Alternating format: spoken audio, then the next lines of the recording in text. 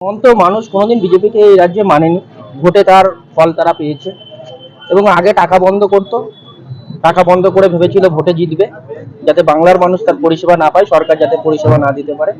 এবং এখন তারা যেটা করছে, তারা এখন করছে কি, মানুষকে যারা তাদের দলের সমর্থক তাদের কিন্তু ঝামেলা করবার সৃষ্টি করছে, যাতে কাদের ক্ষতি হচ্ছে, আমার আপনার মতন যারা খেটে খায় তাদের। যেরকম ধরুন আজকে বাংলা বন্ধ থাকছে, কালকে ওখানে মিছিল, সেই দোকানগুলো বন্ধ থাকছে। পুজোর সময় মানুষ দুটো পয়সা ইনকাম করবে, যারা এই পুজোর উপরে নির্ভরশীল, যারা জামা কাপড়ের বিক্রেতা, সবাই পুজোর উপরে কম বেশি সবাই নির্ভরশীল। কিন্তু তারা যাতে রুজি রুজি না ইনকাম করতে পারে, যাতে বাংলার মানুষ ঠিক করে খেতে না পারে, বিজেপি তার সব রকম ব্যবস্থা করছে।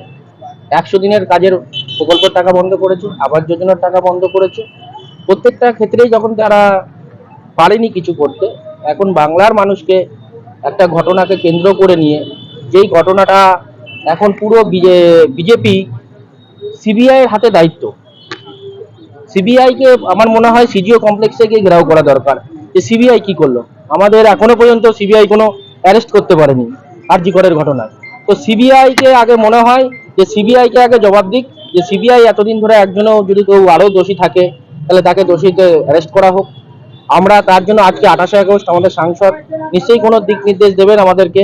যেভাবে বাংলাকে নিচু করবার চেষ্টা করছে সবাই মিলে, বিজেপি এবং সিপিএম কংগ্রেস যেভাবে সব একত্রিত হয়ে যেভাবে চেষ্টা করা হচ্ছে, সেই চেষ্টার বিরুদ্ধেই আজকে আমরা রুখে দাঁড়ানোর জন্য আরো সবাই।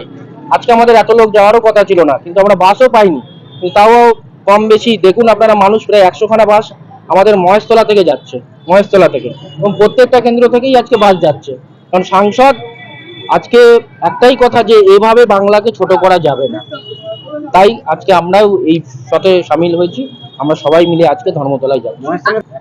দেখুন, মহেশতলায় তো আমাদের জোন ওয়াইজ ভাগ করা আছে 3টে জোনে। আমি প্রায় 100খানা বাস নিয়ে যাচ্ছি, আরো দুজন আছেন তারা তাদের মতন বাস নিয়ে যাচ্ছে। আজকে প্রভাব তো রাস্তায় দেখুন না, সব দোকানপাট খোলা। বিজেপিকে কেউ মানে নাকি বাংলায়? তারা তারা ভোট পেতো, আসন পেতো, সব পেতো। তো এইভাবে হেরেছে, তারপরেও আজকে শুধু বাংলা বন্ধ, বাংলা বন্ধ দেখছেন।